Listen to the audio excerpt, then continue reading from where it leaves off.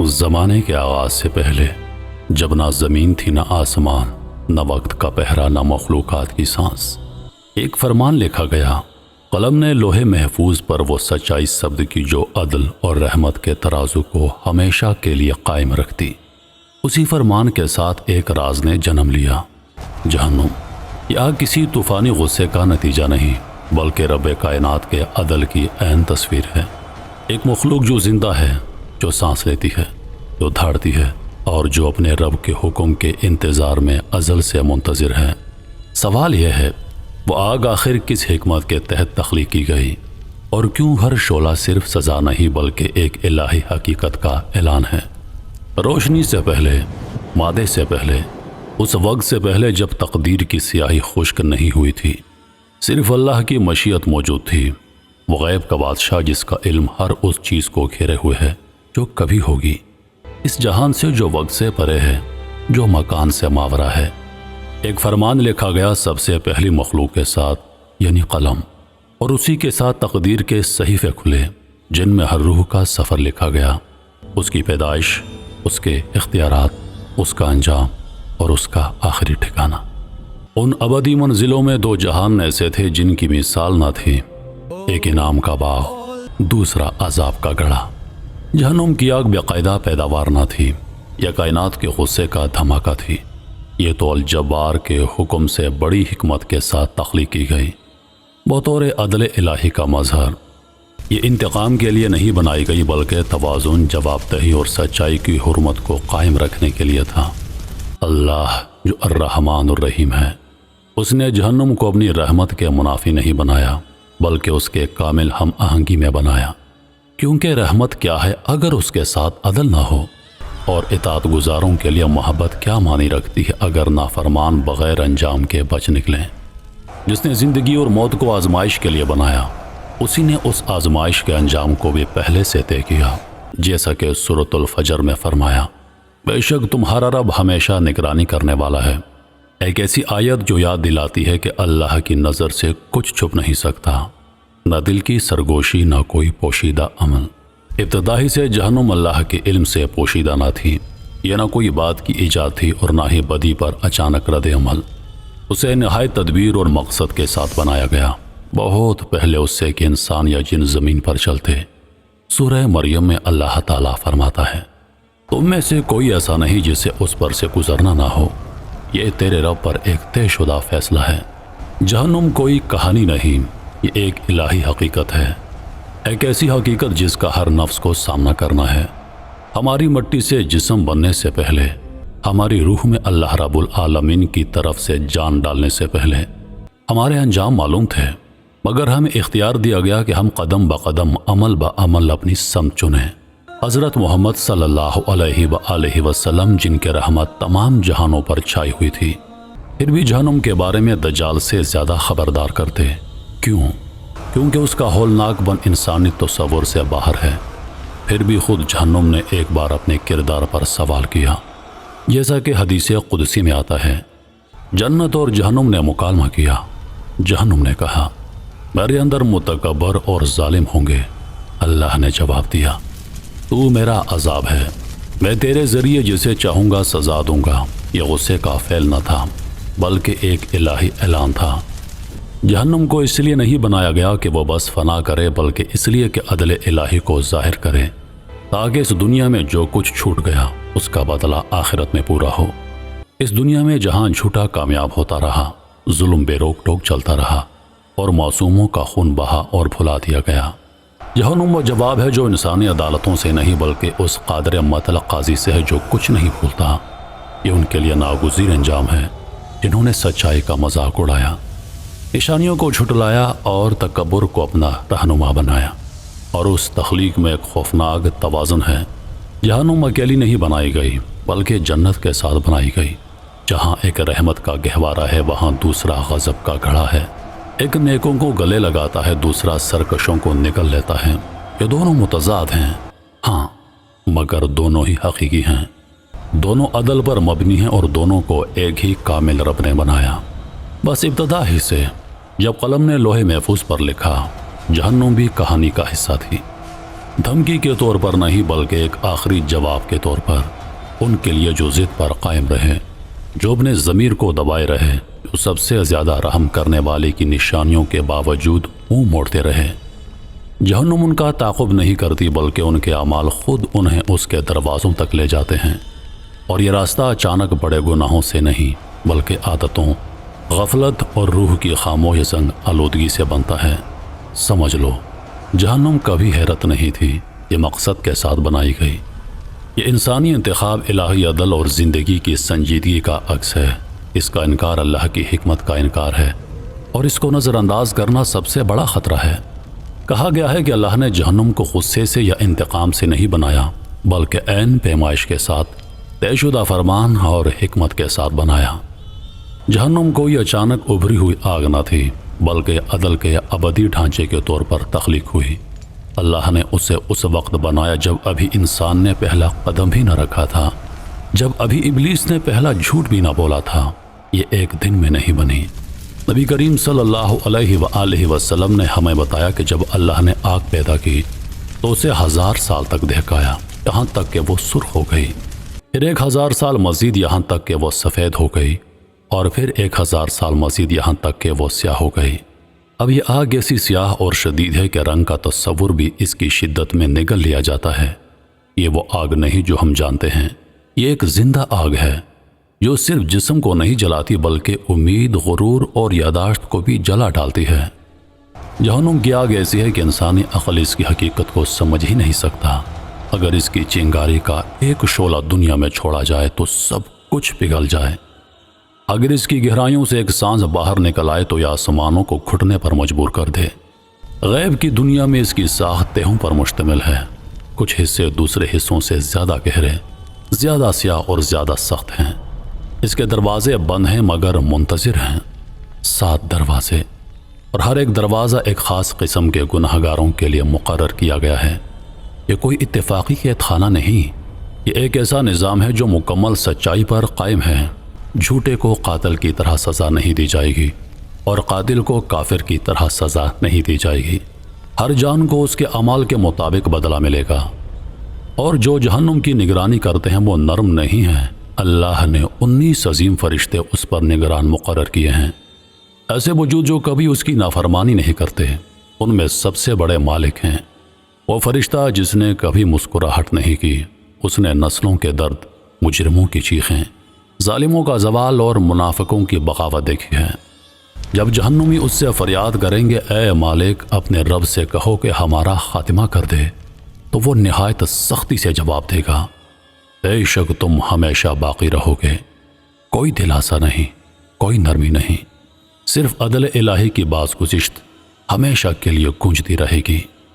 یہ تخلیق چھپی ہوئی نہ تھی، اللہ نے قرآن میں بار بار اس کا ذکر کیا تاکہ لوگ غور و فکر کریں۔ سورۃ المدثر میں جب کفار وحی کا مذاق اڑاتے ہیں تو اللہ فرماتا ہے اس پر 19 فرشتے مقرر ہیں۔ یہ 19 فرشتے کوئی علامت نہیں ہیں، یہ حقیقت ہیں، اور ان کا کام اصلاح نہیں بلکہ سزا دینا ہے۔ وہ سوال نہیں کرتے، وہ ہچکچاتے نہیں، وہ تھکتے نہیں۔ جہنم خود بھی رد عمل دیتی ہے، یہ کراہتی ہے، چیختی ہے، سانس لیتی ہے۔ رسول اللہ نے ہمیں بتایا کہ ہر دن جہنم اپنے رب سے سانس لینے کی اجازت مانگتی ہے، ایک سانس سردیوں میں اور ایک گرمیوں میں۔ وہ سانس اتنی شدید ہے کہ اس دنیا کے موسموں کو بدل دیتی ہے۔ بعض علماء نے کہا ہے کہ گرمی کی تپش اور سردیوں کی شدت دراصل جہنم کی سانس کے سائے ہیں۔ یہ آگ خاموش نہیں، یہ بولتی ہے، یہ مانگتی ہے۔ قرآن میں اللہ تعالیٰ فرماتا ہے کہ قیامت کے دن جب جہنم مجرموں کو دور سے دیکھے گی تو غضبناک ہو کر تھاڑ مارے گی اور یہ پکارے گی، کیا اور بھی ہیں؟ ایک ایسا ڈرا دینے والی بھوک جو کبھی ختم نہیں ہوتی۔ یہ عذاب صرف برداشت کرنے والا نہیں بلکہ فعال ہے اور الہی منصوبے کا حصہ ہے۔ جہنم صرف آگ نہیں ہے، یہ ذلت ہے، یہ زنجیریں ہیں، یہ تانبے کے پگھلے ہوئے لباس ہیں، یہ ابلتا ہوا پانی ہے جو سروں پر ڈالا جائے گا۔ یہ ایک ایسی جگہ ہے جہاں غرور ٹوٹتا ہے، تکبر پاش پاش ہو جاتا ہے، جہاں وہ زبان جو کبھی سچائی کا مذاق اڑاتی تھی جلائی جاتی ہے، اور وہ ہاتھ جو ظلم کرتے تھے بیڑیوں میں جکڑے جاتے ہیں۔ یہ عدل ہے اپنے سب سے کھرے اور نمایاں روپ میں۔ لیکن یہ پیغام صرف ڈرانے کے لیے نہیں بلکہ جگانے کے لیے ہے۔ یہ راستہ بدلنے کا ایک موقع ہے، سب سے زیادہ رحم کرنے والے رب کی طرف سے ایک انتباہ، اس سے پہلے کہ دروازے بند ہو جائیں۔ جہنم کو یہ گڑھا نہیں ہے اور نہ ہی ایک یکساں مقام، یہ وسیع ہے، تہ درتے اور 7 مختلف درجوں میں تقسیم شدہ۔ ہر دروازہ ایک خاص قسم کے مجرموں کے لیے تیار ہے۔ اللہ سورۃ الحجر میں فرماتا ہے، یقیناً جہنم ان سب کے وعدے کا ٹھکانہ ہے، اس کے 7 دروازے ہیں، ہر دروازے کے لیے ان میں سے ایک حصہ مقرر ہے۔ یہ دروازے محض داخلی نہیں بلکہ الہی عذاب کے درجات کی سرحدیں ہیں۔ سب سے بڑے مجرموں کو معمولی گناہگاروں کے ساتھ نہیں رکھا جاتا، ایک جگہ متکبرین کے لیے ہے، ایک منافقوں کے لیے، ایک بت پرستوں کے لیے، ایک بدعنوانوں کے لیے، ایک ان کے لیے جنہوں نے سچ کو جانا مگر پھر بھی بغاوت کی۔ یہ افراتفری نہیں، یہ الہی درجہ بندی ہے، کامل، غیر متنازع اور ناقابل انکار۔ جہنم کے سب سے اوپر والے درجے سے جو خود ہی ہولناک ہے، اس کی سب سے گہری کھائی تک جسے اسفل السافلین کہا جاتا ہے، ہر مرحلہ شدت میں بڑھتا جاتا ہے۔ 7واں درجہ الحاویہ ہے، جسے اکثر علماء نے منافقین کے لیے قرار دیا ہے، وہ لوگ جو 2 چہروں کے ساتھ جیتے رہے، جو دکھاوے کے لیے عبادت کرتے اور اپنے دلوں سے خیانت کرتے۔ سورۃ النساء میں فرمایا گیا ہے، یقیناً منافقین آگ کے سب سے نچلے درجے میں ہوں گے اور تم ان کے لیے کوئی مددگار نہیں پاؤ گے۔ اسی کے برعکس کچھ دروازے ان کے لیے ہیں جو زمین پر ظالم تھے، جنہوں نے معصوموں کو قتل کیا، جو ظلم و ستم سے حکومت کرتے رہے، جو لوٹ مار کرتے رہے، جنہوں نے اللہ کے پیغام کو مذاق اڑایا اور خدائی دعوے کیے۔ لیکن جہنم میں ایک خاموش ڈھانچہ نہیں ہے، یہ رد عمل دیتی ہے، یہ حرکت کرتی ہے۔ قیامت کے دن جب کفار زنجیروں میں جکڑے لائے جائیں گے، جہنم کو سامنے لایا جائے گا، اس کی 70,000 لگامیں ہوں گی اور ہر لگام کو 70,000 فرشتے تھامے ہوں گے۔ سوچو اس بوجھ کو، سوچو اس غضب کو۔ یہ کوئی خاموش آگ نہیں، یہ بھڑکتی ہوئی، تیار، دھڑتی ہوئی آگ ہے، جس کی بھوک کو صرف الہی حکم ہی روکے ہوئے ہے۔ اور جب آخری فیصلہ سنایا جائے گا تو جہنم اپنے باسیوں کو خاموشی سے قبول نہیں کرے گی، یہ لپکے گی، خرائے گی اور پکارے گی، کیا اور بھی ہیں؟ ایک بے انتہا بھوک جو ضرورت سے نہیں بلکہ حکم سے چلتی ہے۔ اور یہ کھاتی کیا ہے؟ قرآن واضح کہتا ہے کہ اس آگ سے ڈرو جس کا ایندھن انسان اور پتھر ہیں۔ غور کرو، انسان وہی گوشت پوست، وہی دماغ، وہی روح جو آج زمین پر چلتے ہیں، ایندھن بن جائیں گے۔ اور وہ پتھر عام پتھر نہیں ہیں بلکہ شاید وہ بت ہیں جنہیں لوگ پوجتے تھے، وہ جمی ہوئی مورتیاں بھی جو جھوٹے طور پر معبود بنائی گئیں، اب اسی انجام کو پہنچیں گی۔ قدیم مشرکین نے پتھر سے خداؤں کے بت تراشے، اب وہی بت ان کے ساتھ جہنم میں ہوں گے۔ ایندھن کا تصور صرف جلنے کا نہیں بلکہ آگ کے مسلسل بھڑکنے کا ہے، جیسے لکڑیاں بار بار آگ میں ڈالی جائیں۔ جہنم چند گھنٹوں یا دنوں کے لیے نہیں چلتی، یہ ہمیشہ جلتی رہتی ہے، ان لوگوں کے ذریعے جو سب سے زیادہ رحم کرنے والوں سے منہ موڑ گئے۔ لیکن جہنم کا ایندھن صرف جسم نہیں، یہ غرور ہے، تکبر ہے، روح سے غداری ہے، وہ ضد ہے جس نے حق کے سامنے جھکنے سے انکار کیا، چاہے وہ واضح ہو۔ یہ کرپشن ہے جس نے ہر عمل کو داغدار کیا، وہ جھوٹ ہیں جو انسان نے اپنے آپ سے کہے تاکہ خود کو نیک سمجھے جبکہ وہ بدی پھیلا رہا تھا۔ جہنم کی ہر تہ اس حقیقت کی عکاسی کرتی ہے کہ عذاب بالکل جرم کے مطابق ہے، کوئی نا انصافی نہیں، صرف ایک ڈرا دینے والا توازن۔ کچھ آگ میں جلیں گے، کچھ کی کھال بار بار جلائی جائے گی اور پھر نئی کھال سے بدلی جائے گی تاکہ وہ عذاب کو بار بار چکھیں۔ جیسا کہ اللہ تعالیٰ فرماتا ہے، جب بھی ان کی کھال جل کر ختم ہوگی، ہم ان کی کھال کو دوسری کھال سے بدل دیں گے تاکہ وہ عذاب کا مزہ چکھیں۔ یہ آگ صرف گرمی کے لیے نہیں، یہ شعور کے لیے ہے، وہ درد جو عدل الہی کا وزن پورا ظاہر کرتا ہے۔ جہنم پکارے گی، کیا اور بھی ہیں؟ یہ بھوک ضرورت کی نہیں بلکہ عدل کی ہے، اور عدل ممکن نہیں ہوتا جب تک ہر مغرور منکر وہ نہ پائے جو اس نے کمایا۔ قرآن کہتا ہے جب جہنم مجرموں کو دور سے دیکھے گی تو وہ اس کا جوش و خروش اور غضب کی آوازیں سنیں گے، اور سب سے پہلے آگ کو کون چھوئے گا؟ قرآن و حدیث اس کو نہایت خوفناک انداز میں واضح کرتے ہیں، صرف قاتل اور چور نہیں بلکہ وہ بھی جنہوں نے بظاہر نیک اعمال کیے مگر نیت غلط تھی۔ نبی کریم صلی اللہ علیہ وآلہ وسلم نے فرمایا، سب سے پہلے جہنم میں ڈالے جانے والوں میں ایک شہید، ایک عالم اور ایک سخی شخص ہوں گے۔ ہر ایک اپنے اعمال فخر سے گنوائے گا، مگر اللہ کہے گا تم نے یہ اس لیے کیا کہ لوگ کہیں کہ تم بہادر، عالم، سخی ہو۔ وہ کہہ چکے، تمہیں دنیا میں ہی بدلہ مل گیا، پھر انہیں منہ کے بل گھسیٹ کر آگ میں ڈال دیا جائے گا۔ جہنم خاموش نہیں ہے، یہ ساکت نہیں ہے، یہ ایسا سانس لیتی ہے جس کا غضب غیب کی بنیادوں کو ہلا دیتا ہے۔ نبی کریم علیہ الصلوۃ والسلام نے فرمایا، جہنم نے اپنے رب سے شکایت کی، اے رب میرے کچھ حصے دوسرے حصوں کو کھا گئے ہیں، تو اللہ نے اسے 2 سانس لینے کی اجازت دی، ایک گرمی میں اور ایک سردی میں۔ یہی وجہ ہے کہ تم شدید گرمی اور سخت سردی محسوس کرتے ہو۔ یہ حدیث گہری حقیقت کو ظاہر کرتی ہے، جہنم زندہ ہے اور اس کا سانس اس دنیا کے موسموں کو بدل دیتا ہے۔ وہ جھلسا دینے والی گرمی اور ہڈیوں میں اتر جانے والی سردی، یہ سب جہنم کی سانس کی جھلکیاں ہیں۔ نبی کریم صلی اللہ علیہ وآلہ وسلم نے فرمایا، جہنم کی آگ دنیا کی آگ سے 70 گنا زیادہ ہے۔ صحابہ نے کہا، یا رسول اللہ، دنیا کی آگ ہی کافی تھی۔ آپ نے فرمایا، وہ آگ اگر 70 بار جہنم میں ڈالی جاتی تو بھی کم ہوتی۔ حدیثوں میں آتا ہے کہ کچھ لوگ آگ سے نکالے جائیں گے، جلے ہوئے، بگڑے ہوئے، ٹوٹے پھوٹے، پھر انہیں زندگی کے دریا میں نہلایا جائے گا اور اللہ کی رحمت سے جنت میں داخل کیے جائیں گے۔ اللہ عادل بھی ہے اور معاف کرنے والا بھی، کوئی اس کی دسترس سے باہر نہیں سوائے ان کے جو خود پلٹنے سے انکار کر دیں۔